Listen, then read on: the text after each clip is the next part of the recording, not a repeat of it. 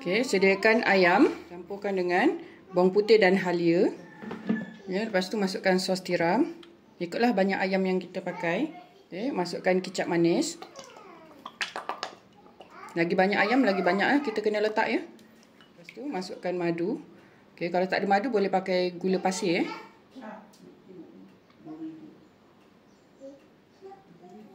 Gaul sebatikan.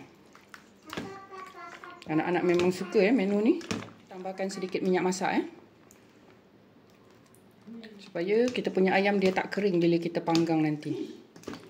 Lepas tu Cik Okit akan perapkan ayam ni sekejap ya. Okay, lepas dah perap, Cik Okit akan panggang menggunakan air fryer